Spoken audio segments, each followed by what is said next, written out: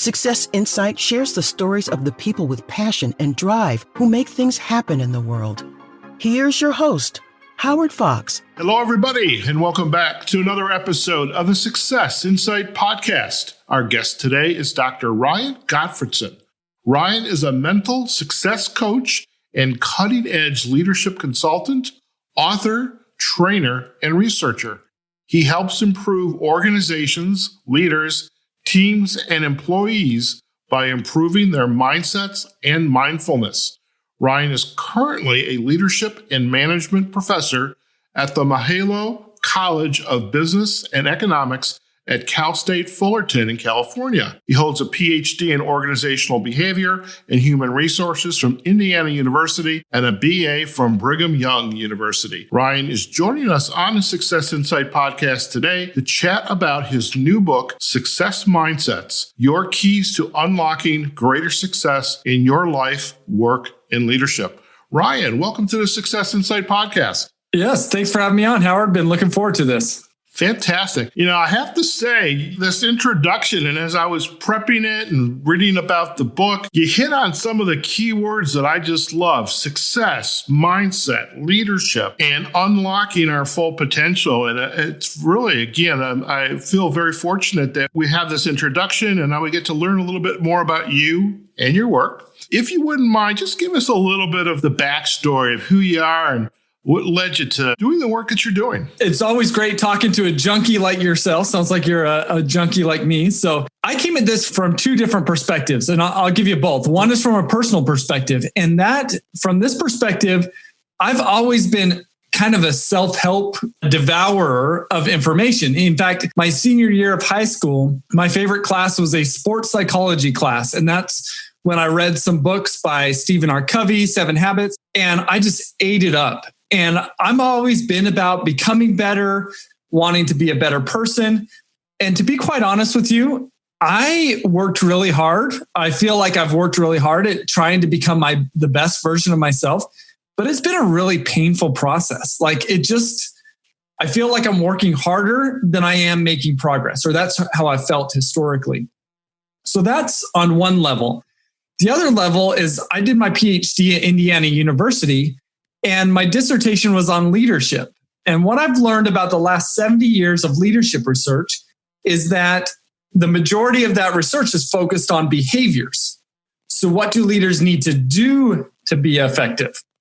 But to me, leadership is more than just doing, it's about being. And so for the last 6 years, I've been trying to tap into this being element of leadership. And what I've learned along this journey is that on a personal level, the reason why my personal development efforts were so frustrating is because I wasn't focused on the most foundational element of myself, and that's my mindsets.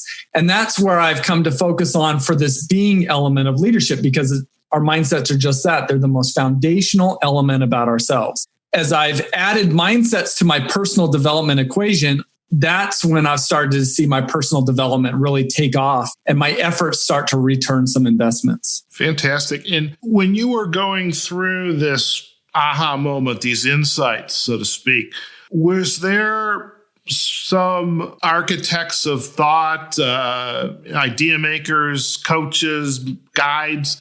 Who did you kind of latch onto and said, here's the key. And now that I know there's a door, there's a key, I'm going to start to unlock it and make this mine? Yeah, such a great question, because I think that there's a lot out there, right? And I think everybody who has put out information out there has been really well intended. But I think the fact of the matter is there's a lot of fluff out there. And I think particularly in the field of mindsets, there's a lot of fluff. In fact, when I first started to learn about the power of mindsets, I literally Googled, what mindsets do I need to have be successful? And almost all of the hits that popped up actually didn't even talk about mindsets. They talked about different behaviors. And so at that point in time, I was like, okay, let me do something that a good academic would do, is let's go to the academic research. And what I found is across psychology, marketing, management, and education, mindsets have been studied for 30 plus years. And they've been studied in relative isolation from each other. And what I found is that there's 4 different sets of mindsets that have received the most attention. And all I've done with my work is I've tried to bring substance to this mindset field by just pulling together these sets of mindsets that we know through 30 plus years of research drive success. That's essentially what I've done is I've compiled this framework of mindsets. And that's what my book, Success Mindsets, is all about. And I consider it to be the most comprehensive and research-backed book on mindsets to date. I have to say, as you were kind of describing that and bringing this data together, you reminded me of Brene Brown. And I know you referenced her in the PR file that I was sent. And because she's all about the data. What does the data say? And as someone who is I have a master's degree, and I've reached a point it's like I'm done with school, but I'm very much into the scholar practitioner orientation. I want to know what the data is, what are the disciplines, and so I truly appreciate the direction you've taken. Now I have a question. As I was reading the notes to prepare for our conversation, I was reading, and I'm going to quote. This was given to me. So if it's wrong, you have somebody else to take this to task. No, it's all good. It says in the first paragraph, all managers and executives want to lead their people successfully, to inspire more teamwork, greater creativity, and higher productivity. And then it goes on to discuss your new book, Success Mindsets, your keys to unlocking greater success in your life, work, and leadership. The very next paragraph says, the most common organizational problems, says author Ryan Gottfredson, revolve around poor leadership and management, low employee morale, a lack of inclusion, and inability to effectively initiate and navigate change. All of that can change when an organization's leadership recognizes its needs a change in its mindset. So, before we go on, those seem like a paradox. I hear you saying managers and executives want to lead, but then there's this inability to lead. Yes. So when I go and I do trainings with organizational leaders, one of the questions I generally ask is, are you trying the best that you can? And I get everybody's hand always goes up. All leaders are trying the best that they can. But let me give you some statistics, which will probably shock you. Okay. One is 60% of employees say that their direct manager damages their self-esteem. 65% of employees say that they would prefer to have a new boss compared to more pay. And 75% of employees say that their boss or manager is the worst and most stressful part of their job. And so we've got this. This is why it's so important that we dive into mindsets, because once we dive into mindsets, we're enhancing our self-awareness. So the disconnect here is that leaders have incredibly good intentions, but oftentimes have very low self-awareness. Let me give you an example that plays this out. Is that okay? That's perfect. All right. So the example is Tom Coughlin. He's the former head coach of the New York Giants. And he was a pretty successful head coach. He won 2 Super Bowls when he was with the New York Giants. And then he took a job as president of the Jacksonville Jaguars. And the Jacksonville Jaguars have historically been a really poor football team. And so I think we've got to believe that when he made this transition, he was thinking, I want to turn around the Jacksonville Jaguars. I want to improve what they've been doing, and I want to leave a lasting legacy for myself. He was with the Jacksonville Jaguars for 2.5 years up until this last football season. And in the middle of this last football season, the NFL Players Association came out with a report, and it said that while the Jacksonville Jaguars, the players, represent 3% of the NFL, because there's 32 teams, 25% of player complaints came from the Jacksonville Jaguars. So 3% of the population is driving 25% of the complaints. And they essentially said in this report that all of these complaints stemmed back to Tom Coughlin and the policies and procedures that he had implemented. And they went on to say that we cannot recommend that any NFL player plays for the Jacksonville Jaguars. Wow. Promptly, Tom Coughlin gets fired, kind of rightfully so, by the owner. But here's the situation where Tom Coughlin's coming in saying, I want to do the best that I can. And then he engaged in practices and behaviors that ends up making the organization even worse than what he started. If we were to dive into this, it's all going to be rooted in Tom Coughlin's mindsets and associated fears and insecurities with some of the negative mindsets that I'm sure that he had. And until a leader can uncover some of that, It's going to be really hard for them to have their intentions match their actual outcomes and results. All right, I've got a question now. Tom Coughlin, like you said, won 2 Super Bowls. What was different about Tom Coughlin at the New York Giants versus Tom Coughlin, Jacksonville Jaguars? What was it? Did he change suddenly? Did his mindset change? Because he had this target that he wanted to hit. I want to turn these guys around. Or was it that? Was it a combination? He didn't have the same kind of players? I mean, I get the story, but I am curious about how do you go from being the super successful to crash and burn? Great question. And to be honest, I don't know, but here's some factors that I could see going on here. So when you're the head coach of a football team, while you have a lot of authority, you also are limited by the organization's culture itself, or you are affected by that, and the players are affected by that. And so one of the things that we got to keep in mind is Tom Coughlin, he's kind of known to be a disciplinarian, which suggests that he probably is a person that really likes to be in control, and he fears being out of control. And if he had the ability to kind of have overall control, he would have that. But as a head coach, you are somewhat limited. So I think that was going on. So when he stepped into the Jacksonville Jaguars, he had complete control. And so he may have overstepped his bounds that the New York Giants culture wouldn't have allowed.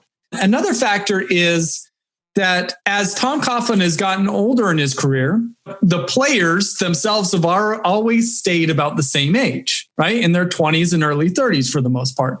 And so as he gets older, his management style, if he keeps it the same, is probably going to increasingly become less and less effective because he's not changing to meet the current players' demands.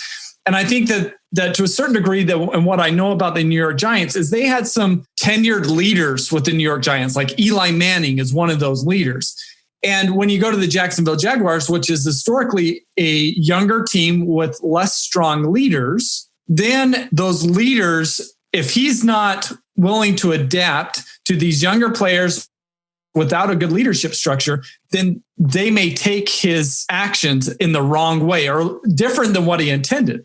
And so what we're kind of seeing is we know a lot of research about millennials, and they struggle with the disciplinarian and authoritative leadership styles, which it seemed like he had. And so that's part of it. He wasn't willing to adapt himself, it seems like. Well, I was wondering when the word millennial was going to come up. And I also appreciated, 2 things. First, Ryan, for dancing in the moment, because that's what it was. You were dancing in the moment to that question. I just didn't get it. And it raises another question, and I know we're eventually going to get to the book in more detail. We want to get to that. This idea of culture and mindset, and how does that affect these organizations and these leaders that are still struggling to work on the success mindset? How does the organization affect their ability to go from the closed mindset over to the open mindset? Yeah, we'll talk about this at a really high level. Let me give you 4 different desires, and you tell me if these are common or not common desires for leaders in organizations. So the desires are a desire to look good, a desire to be right, a desire to avoid problems, and a desire to get ahead. Would you say that those are common desires? Very much so. Right? And it makes sense because at least on one level, who wants to look bad, be wrong, have problems, and get passed up? Well, nobody, and especially leaders. And because there's a lot of social pressure about our appearance, how we look, to the degree to which we have the answers, to the degree to which we aren't having problems, right? But what is important to understand is while these desires are justified, we need to look at where is the focus of these desires. They're self-focused. So when leaders have these desires, they're primarily focused on their success and not on the success of the organization or on the people that they lead. In fact, these 4 desires are associated with the 4 negative mindsets that I focus on. And what we just don't understand is when we have these desires, we're in self-protection mode, but there's more positive desires to have that are associated with the more positive mindsets. And as we make that shift, we move into organization advance mode. So at a high level, instead of having a desire to look good, we should have a desire to learn and grow, which may mean wading through problems and failure. Instead of having a desire to be right, we have a desire to find truth and think optimally, which may mean that we have to admit that we're wrong at times. Instead of a desire to avoid problems, we should have a desire to reach goals. And instead of a desire to get ahead, we should have a desire to lift others. And so often when I'm working with organizations, leaders have these self-focused desires and they don't see anything wrong with it because they're easy to justify. But what ends up happening is when they have these desires, they're blind to the impact that they're having on others. And that if we can awaken them to this, we could shift them over to the more positive desires, they're going to be more effective. But to get to your question, which is about culture, is culture dictates what desires leaders are going to have. If it is a competitive environment, leaders are naturally going to take on the self-focused desires. If this is a psychologically safe environment, a collaborative environment, leaders are going to be much more inclined to take on those more positive desires and mindsets.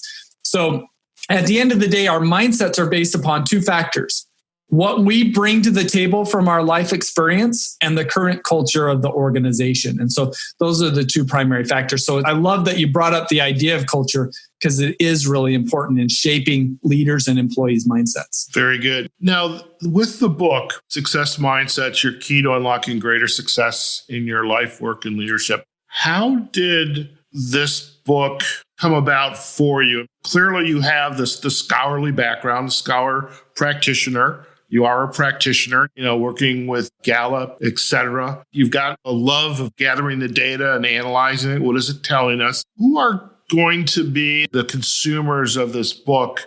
And then how are they going to start to use it to change that mindset, and even change the culture in the organization? Yeah, I see two primary audiences for this book. One is those leaders and organizational leaders and HR people that want to stay on the cutting edge of personal and organizational development. These are people that want to have the biggest bang for their buck in terms of their development efforts. And if they want that to happen, they've got to focus on mindsets because, again, mindsets are foundational to everything that we do. They are the mental lenses that we wear that shape how we think, learn, and behave. And if we can improve people's mental lenses, we'll improve how they think, learn, and behave. And so that's one audience, is those that really want to be at the cutting edge, because there's not too many people that are talking about mindsets in organizations. The second audience for this book is a little bit more about where I came from, where maybe you feel like you're a stalled professional. So you're probably educated, you have big dreams for success, you're probably driving around your city and you're thinking, I am so much more capable than that person, but that person's driving around a Ferrari and I'm stuck with my Nissan Altima, or whatever it might be. And so these are people that they know that they're capable of more than what they currently have, and they're not sure why they haven't been able to get over the hump. They've been busting their butt off, and what they just don't see, and this is where I was, and what I didn't see at the time was, while I was busting my butt off, trying to improve, trying to get better, the thing that I kept overlooking was my mindsets. It was my mindsets that were holding me back. And at the time, when I was going through, as you mentioned, I was working at Gallup, which was a great experience, but it was a negative experience for me because I kind of felt pigeonholed in a position that I felt like I was beyond. And in the moment, I was blaming everybody else for my problems.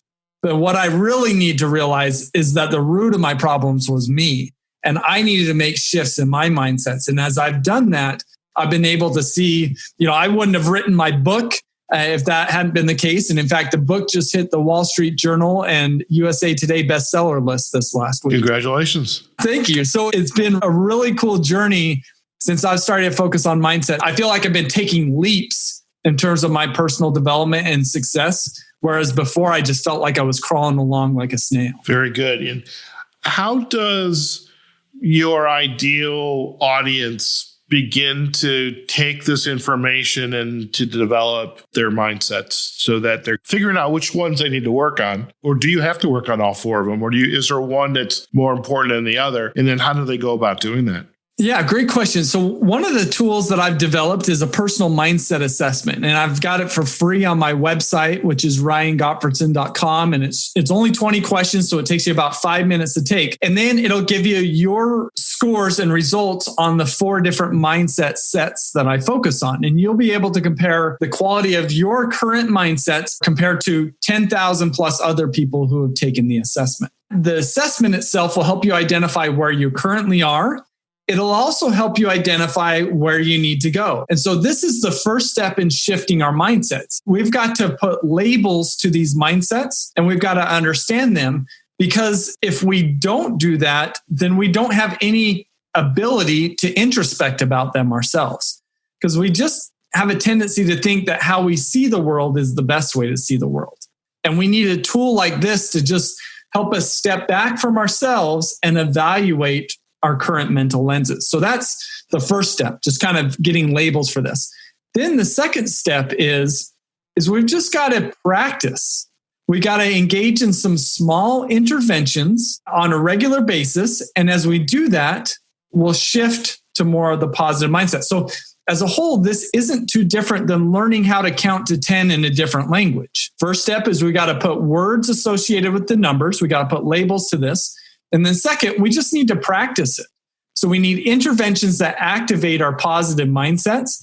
And the cool thing is that research has found that even watching a 3-minute video can shift and improve your mindsets for up to 2 weeks. Now, if we can stack interventions on top of each other, these shifts become more permanent. Very good. And with the practice and the small interventions, and in the spirit of full disclosures, folks, I mean, there's a lot of upfront work that goes into preparing for the podcast. So I was on Ryan's website, and I did notice, because I do notice these things, there was a little app there, which is that the tool that you're using? Is because I love the fact that every day I can do an acknowledgement to happiness. I mean, one of our guests, Sherry Ruth, she had 50 affirmations. Every day you're saying something to affirm what you want to receive out of the day. So with this app, is that then designed to provide that little insight, that little moment of exercise the muscle of learning about changes in mindset? Is that what's going on a daily basis? Yes. So what you're talking about is what created a digital mindset coach. And it's an app you could either use on a phone or else you could get it via email. And what it is about every other day, 3 days a week, you'll get 3 questions that you're prompted with. And what these are designed to be are these little exercises that'll do 4 things is what we're finding. Is 1, it will help us shift our mindsets. 2, it'll help us deepen our self-awareness. And by doing so, that'll help us make us more intentional. And then the 4th thing is that'll help us retain the things that we might be learning in the webinars that I do on mindsets or the book that I've written. The idea is that if you read my book, and I don't know of any other book that has this, that I don't know about you, I read lots of books. Well, 6 months later, I can't remember it.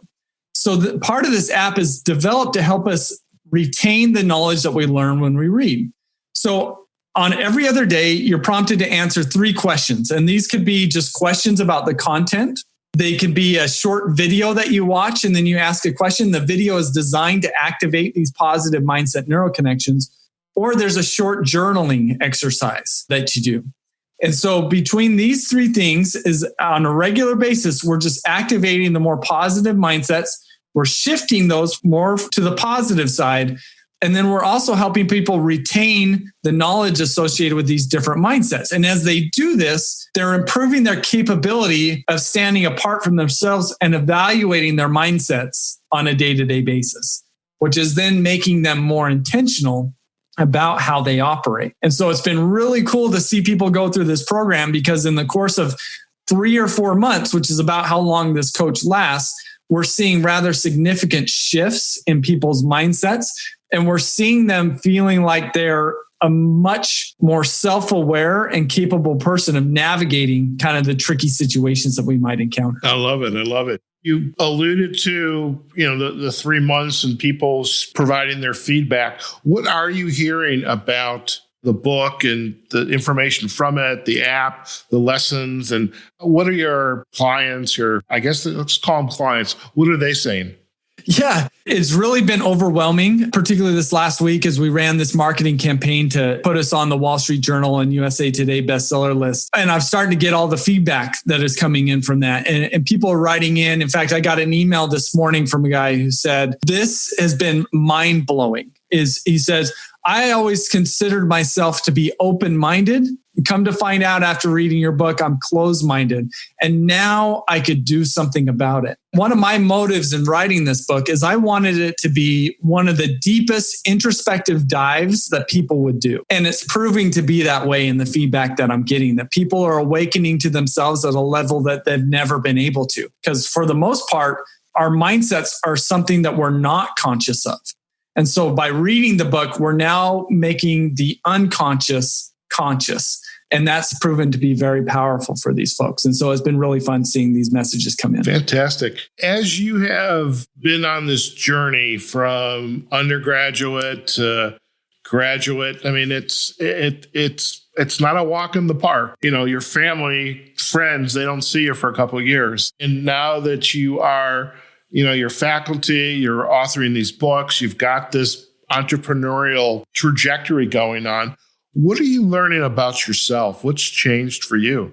Yeah, great question. I think one of the things that I'm learning more and more, and I think everybody's learning it right now going through this COVID-19 crisis, is that what will make us successful, whether as a person or as an organization, what will make us successful 5, 10, 20 years from now is our ability to be agile, to be able to shift to meet the current market demands or even the future market demands. And that means that we can't stay stagnant. I think a lot of people, and I was there at one point in time where you kind of become an adult, you don't want to do things for the first time anymore, right? Because we've kind of been through it. It's not very comfortable to do things for the first time.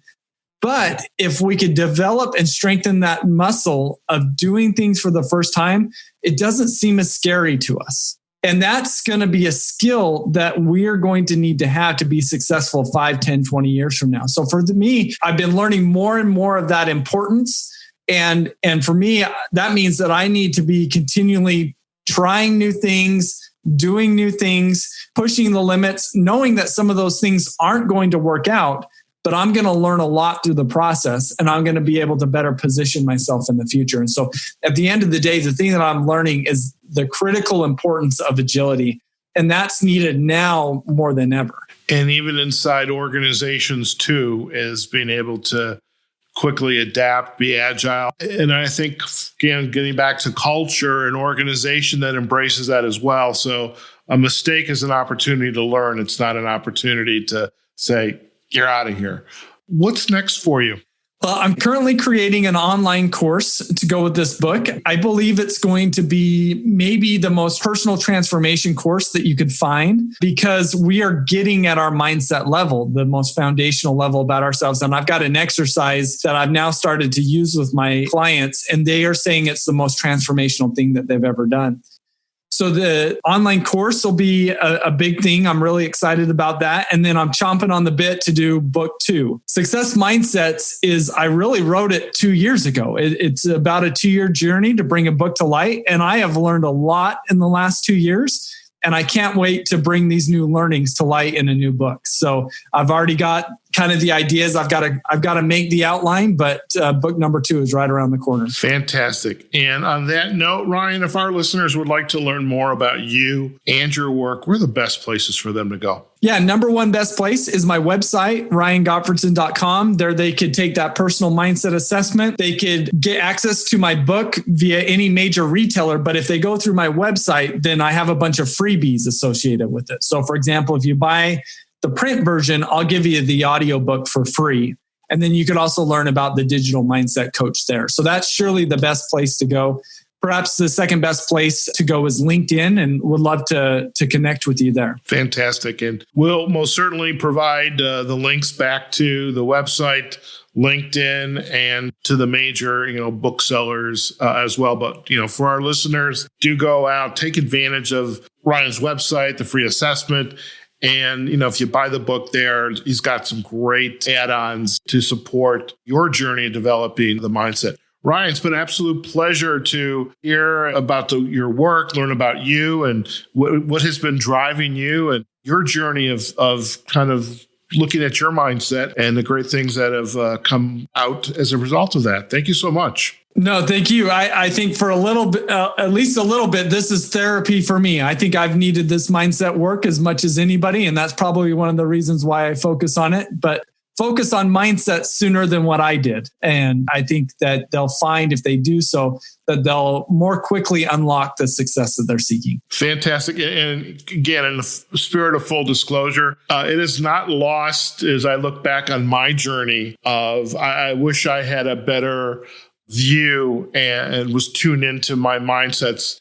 One of the books you had referenced in the materials that were forwarded was the Arbinger Institute, the Leadership and Self-Deception. And once I saw that, it brought back this entire flood of recall. And then Brene Brown's book, of course, she's one of my favorite writers. So thank you so much. It's been an absolute pleasure to have you on the Success Insight podcast. Yeah, thank you, Howard. Really appreciate it. Fantastic. All right, folks, we have just been chatting with Dr. Ryan Gottfredson. Ryan is a mental success coach and definitely cutting edge leadership consultant, author, trainer, and researcher. And he helps improve organizations, leaders, teams, and employees by improving their mindsets and mindfulness. And we have just been chatting about Ryan's journey as well as learning more about this body of work that went into essentially the work he's doing and in the creation of his latest book, Success Mindsets, Your Keys to Unlocking Greater Success in Your Life, Work, and Leadership.